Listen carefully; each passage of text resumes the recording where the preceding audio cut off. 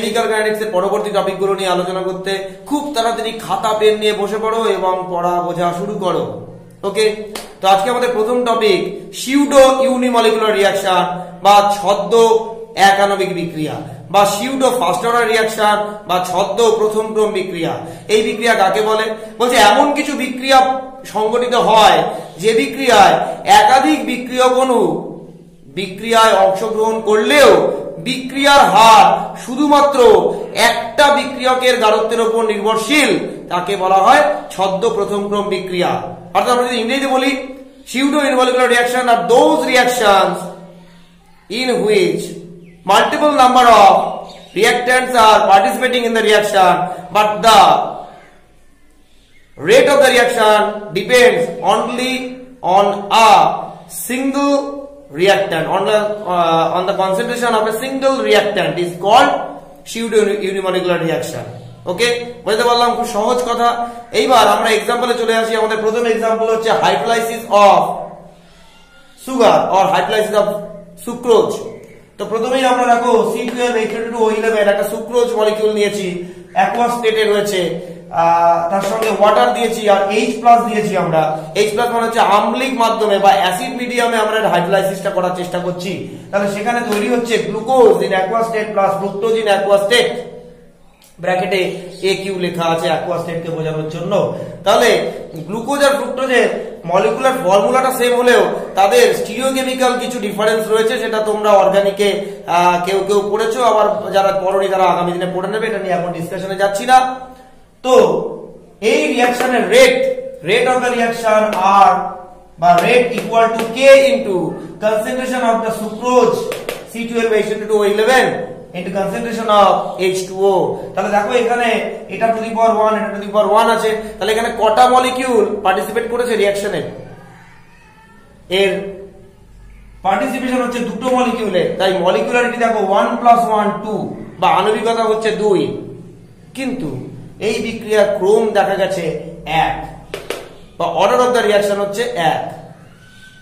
কেন? তো এটার একটা বেসিক নিয়ম আমি তোমাদের বলি বুঝে নেবার জন্য। আমাদের প্রথমে যেটা করতে হবে সেটা হচ্ছে যে এখানে ধরো আমরা যে সুক্রোজ নিয়েছি তার অ্যামাউন্টটা তো স্পেসিফিক অ্যামাউন্ট রয়েছে, একটা নির্দিষ্ট একটা কনসেন্ট্রেশনের সুক্রোজ নেওয়া হয়েছে, কিন্তু ওয়াটার এখানে সলভেন্ট, এটা হচ্ছে আমাদের সলভেন্ট। তাহলে এটা যখন আমাদের সলভেন্ট, তাহলে এই সলভেন্টের অ্যামাউন্ট তো এক্সেস হতে পারে, প্রচুর হতে পারে। দেখা গেল এটা হলো কোনো কারণে এটার 1 মোল রিঅ্যাকশন করছে, কিন্তু এটা 1000 মোল এখানে প্রেজেন্ট আছে। তাহলে 1000 মোলের জন্য এটার 1 মোল তো এটার একটা স্পেসিফিক মোলের সাথে রিঅ্যাকশন করবে, 1000 মোল তো এখানে ব্যবহার হবে না। তাহলে বেশিরভাগ দেখা গেল এর 1 মোলই ধরো এখানে রিঅ্যাকশন করছে, কথার কথা ধরে নিচ্ছি আমরা, এখানে 1 মোল রিঅ্যাকশন করছে ওয়াটার। তা 1000 মোল নিয়েছিলাম তো, তাহলে এখন অবশিষ্ট কত? অবশিষ্ট 999 মোল। তাহলে বেশিরভাগটাই তো অবশিষ্ট থেকে যাচ্ছে, রিমেইনিং থেকে যাচ্ছে। তাহলে এই জন্য আমরা লিখেছি এই H2টা আসলে রিমেইনস ইন এক্সেস অ্যামাউন্ট, থেকে যায় এক্সেস অ্যামাউন্টে। তাই এটার কনসেন্ট্রেশনটাকে আমরা কি করব? ধ্রুবক ধরে নেব, অর্থাৎ এটাকে আমরা কনস্ট্যান্ট ধরে নিয়েছি, সো ইট ইজ কনস্ট্যান্ট। ওকে, তাহলে এই কনস্ট্যান্ট আর এই কনস্ট্যান্ট, এই দুটো কনস্ট্যান্টকে যদি আমরা গুণ করি তাহলে একটা নতুন কনস্ট্যান্ট আসবে। এই দুটোকে মাল্টিপল করলে এটা কনস্ট্যান্ট, এটা কনস্ট্যান্ট, কেও একটা কনস্ট্যান্ট, এই দুটো কনস্ট্যান্টকে মাল্টিপ্লাই করলে আমরা K' নামক একটা কনস্ট্যান্ট ধরো পাচ্ছি। তাহলে rate equal to K' into concentration of C12H22O11। Clear? তাহলে এখানে একটি বিক্রিয়কের গাঢ়ত্বের উপরই বিক্রিয়ার হার নির্ভর করছে, দ্যাট ইজ টু দি পাওয়ার 1 রয়েছে। তাহলে অর্ডার অফ দ্য রিঅ্যাকশন এখানে 1। এই অর্ডার মানে আমি বাংলায় একটা লিখে দিই, এটা হচ্ছে ক্রম, তার ইংরেজি হচ্ছে অর্ডার। ওকে, বুঝতে পারলাম? ক্লিয়ার? তাহলে কেন এটা সিউডো হলো? কারণ আমরা যে আরেকটা মলিকিউল নিয়েছি রিঅ্যাকশনের জন্য আদার দ্যান সুক্রোজ, তার অ্যামাউন্টটা এক্সেস, অবশিষ্ট থেকে যাচ্ছে এক্সেস অ্যামাউন্টে। তাহলে যার অ্যামাউন্ট এত এক্সেস সে তো কনস্ট্যান্ট, তার বেশিরভাগটা থেকে যাচ্ছে, তার 1 মোল খরচ হলে কি আসে যায়? বুঝতে পারলাম? তাহলে এক্সেস অ্যামাউন্টটি যেখানে অবশিষ্ট থেকে যাচ্ছে বা রিমেইনিং থেকে যাচ্ছে, সেই কারণে এটাকে আমরা কনস্ট্যান্ট ধরে নিচ্ছি এবং কে এর সাথে মাল্টিপ্লাই করে কে ড্যাশ বানিয়ে নিচ্ছি। বুঝতে পারলাম? তাহলে একটা ছদ্ম ব্যাপার রয়েছে, তো হওয়ার কথা ছিল 2 হয়ে গেল 1, তাই এটার নাম হচ্ছে ছদ্ম একাধিক বিক্রিয়া। এবার চলে যাচ্ছি আমরা পরবর্তী example.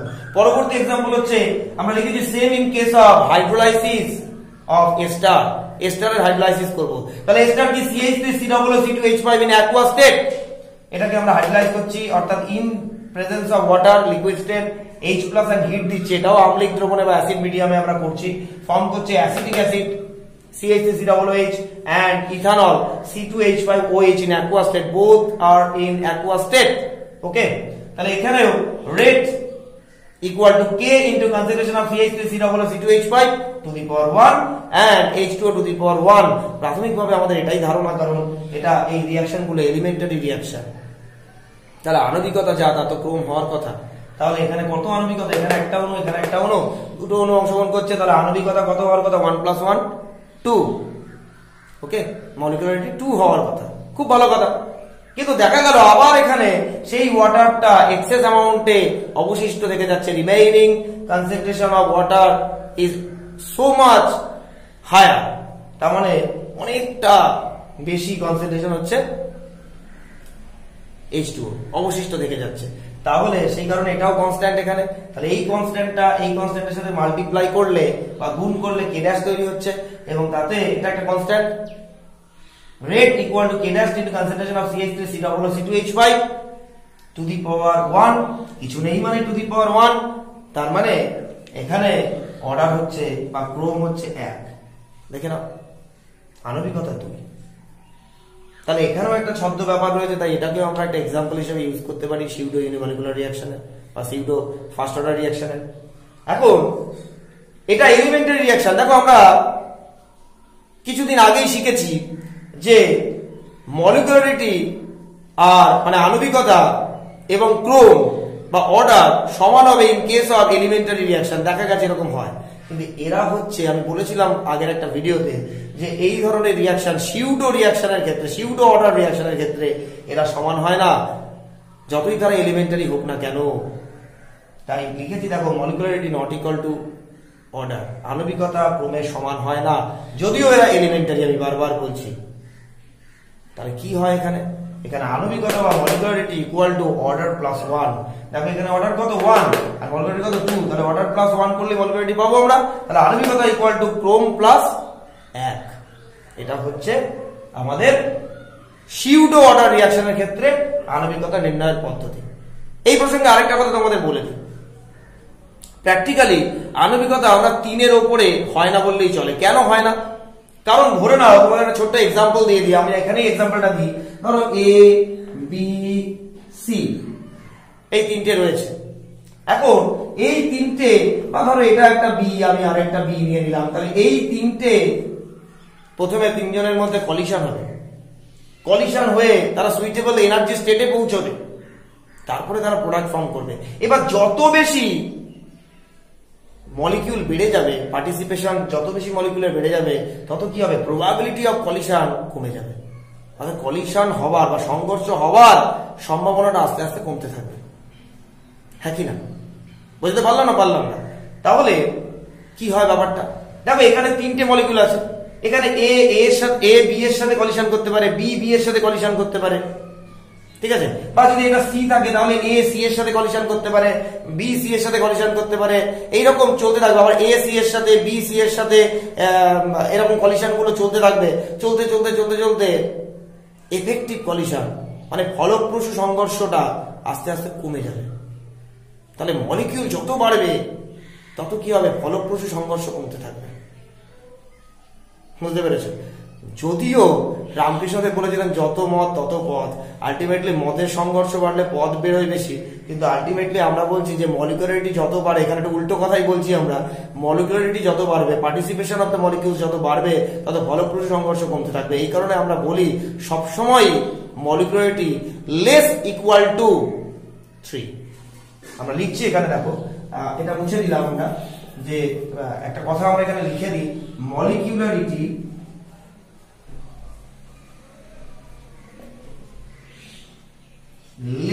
equal to 3, okay, molecularity always less equal to 3, এটা হয়, বুঝতে পারলাম। তারপর মলিকুলারিটি সবসময় 3 বা 3 এর কম হবে। তাই কোনো একটা রিয়াকশনে মলিকুলারিটি তুমি দেখছো একটা এলিমেন্টারি রিয়াকশন দিয়ে দিয়েছে, হ্যাঁ, তো সেই রিয়াকশনে ধরে নাও কথার কথা N2 + 3H2, সেখান থেকে 2NH3 ফর্ম করছে, তাহলে কটা মলিকুল এখানে পার্টিসিপেশন করছে? ধরে নাও যদি এটা মৌলিক বিক্রিয়া হয়, তাহলে যদি মৌলিক বিক্রিয়া হয়, আমি একটা এক্সাম্পল দিচ্ছি, তাহলে সেক্ষেত্রে N2 কটা? একটা, 3H2 3খানা হাইড্রোজেন, তাহলে মোট কত হলো? 4টে। তার মলিকুলারিটি কত লিখবে? 4? না, কখনোই লিখবে না, যতই 4খানা থাকবে মলিকুলারিটি 3 লিখবে, কারণ এর বেশি মলিকুলারিটি হয় না। ওকে, এবার আমরা চলে আসবো তার পরবর্তী টপিক, সিউডো বাইমলিকুলার রিয়াকশন বা সিউডো সেকেন্ড অর্ডার রিয়াকশন, বাংলায় ছদ্ম দ্বিতীয় ক্রম বিক্রিয়া বা ছদ্ম দ্বি আণবিক বিক্রিয়া। তো একটা এক্সাম্পল দিয়ে দিচ্ছি আমরা, ধরো 2A + B, সেখান থেকে তৈরি হচ্ছে C, তো এই বিটা এক্সেস অ্যামাউন্টে আছে, মানে অতিরিক্ত বি আছে, ঠিক আছে। যদি এটা অতিরিক্ত থাকে তাহলে আবার সেই কথা, এটা তো কনস্ট্যান্ট, এর গাঢ়ত্বটা কনস্ট্যান্ট হয়ে যাবে, তাহলে সেক্ষেত্রে normally rate equal to K into concentration of A⁴ যেহেতু এলিমেন্টারি রিয়াকশন, তাই নরমালি আমরা লিখছি তার ক্রম আর আণবিকতা সমান হওয়ার কথা ছিল, ঠিক আছে, কিন্তু হবে না, সেটা আমরা পরে দেখছি। Rate equal to K into concentration of A⁴ into concentration of B, এই বিটা এক্সেস আছে তাই এটা কনস্ট্যান্ট, তাহলে এই বি এর গাঢ়ত্ব আর K এই দুটো গুণ করলে K ড্যাশ, তাহলে rate equal to K dash into A⁴ clear. তাহলে অর্ডার অফ দ্য রিয়াকশন এখানে 2 পাচ্ছি আমরা, ওকে, কিন্তু মলিকুলারিটি কত, মানে আণবিকতা কত? আণবিকতা হচ্ছে 2 আর এখানে 2⁴ আছে, 2⁴ আছে, তাহলে 3, কারণ আমরা একটু আগে একটা ফর্মুলা করেও এসেছি যে molecularity equal to order plus 1 in case of pseudo order reaction, তাহলে 2 অর্ডার এসছে +1 দ্যাট ইজ 3, ওভাবেও করা যায়, আবার এভাবে তখন 2 + 1 3, ঠিক আছে। তাহলে এখানেও একটা সিউডো ব্যাপার রয়েছে, ছদ্ম ব্যাপার রয়েছে, তাই এর নাম ছদ্ম দ্বিতীয় ক্রম বিক্রিয়া, কারণ ক্রম 2 এসছে এই বিক্রিয়ার ক্ষেত্রে, ওকে ক্লিয়ার। এবার আমরা চলে আসবো উষ্ণতা কিভাবে বিক্রিয়ার হার বা হার ধ্রুবককে নিয়ন্ত্রণ করে। দেখো বিক্রিয়ার হার হার ধ্রুবকের সাথে সমানুপাতিক, অর্থাৎ উষ্ণতা বৃদ্ধিতে যদি কোনো কারণে বিক্রিয়ার হার বৃদ্ধি পায়, তাহলে বিক্রিয়ার হার ধ্রুবকও বৃদ্ধি পাবে, অর্থাৎ হার ধ্রুবককে স্টাডি করলে আমরা উষ্ণতা সাপেক্ষে যদি হার ধ্রুবককে স্টাডি করি, তাহলে কিন্তু আমরা বিক্রিয়ার হার সম্পর্কে ধারণা পেয়ে যাব। এখন এটা দুটো পদ্ধতিতে আমরা এখানে দেখবার চেষ্টা করবো, একটা হচ্ছে অ্যাপ্রক্স মেথড আর একটা হচ্ছে প্রপার মেথড। যখন বিজ্ঞান ততখানি এগোয়নি, তখন একটা বিজ্ঞানীরা অ্যাপ্রক্স মেথডের কথা বলে। অ্যাপ্রক্স মেথডটা কি? প্রতি 10 ডিগ্রি সেন্টিগ্রেড উষ্ণতা বৃদ্ধি করলে বিক্রিয়ার হার ধ্রুবকের মান 2 থেকে 3 গুণ বৃদ্ধি পায়। এটা একটা পরীক্ষালব্ধ তারা একটা কনসেপ্ট দিয়েছিলেন। এখন এইটা পড়তে গেলে আমাদের একটা টার্ম আসছে, তার নাম হচ্ছে টেম্পারেচার কোএফিসিয়েন্ট বা উষ্ণতা গুণাঙ্ক। টেম্পারেচার কোএফিসিয়েন্ট কি জিনিস? কোন রাসায়নিক বিক্রিয়া প্রতি 10 ডিগ্রি সেন্টিগ্রেড উষ্ণতার ব্যবধানে বিক্রিয়ার যে হার ধ্রুবক তার অনুপাতকে আমরা টেম্পারেচার কোএফিসিয়েন্ট বলবো বা উষ্ণতা গুণাঙ্ক বলবো। অর্থাৎ আমরা যদি পার 10 ডিগ্রি টেম্পারেচার ইনক্রিজ করি, পার 10 ডিগ্রি টেম্পারেচার ইন্টারভ্যালে রিঅ্যাকশনের যে রেট কনস্ট্যান্ট, তাদের যে রেশিও, তাকে আমরা বলছি উষ্ণতা গুণাঙ্ক বা টেম্পারেচার কোএফিসিয়েন্ট। এখন এর মানটা 2 থেকে 3 এর মধ্যে থাকে, বুঝতে পারলাম। তাহলে এটা থেকে আমরা যে ধারণা পাচ্ছি বিক্রিয়ার হার কিভাবে উষ্ণতার উপর নির্ভরশীল, তা অত্যন্ত কাঁচা, মানে কম পোক্ত প্রকৃতির। সেই জন্য আমাদের একটা প্রপার মেথডের দিকে যেতে হচ্ছে। সেই প্রপার মেথডটা কি? প্রপার মেথডটা হচ্ছে, অনেক বিজ্ঞানী চেষ্টা করলেন, কিন্তু তাদের মধ্যে যিনি সাকসেসফুল হলেন তার নাম হচ্ছে আরহেনিয়াস। তিনি যে সমীকরণটা দিলেন তার নাম আরহেনিয়াস সমীকরণ বা আরহেনিয়াস ইকুয়েশন। ইকুয়েশনটা হচ্ছে K = A × e⁻⁻RT।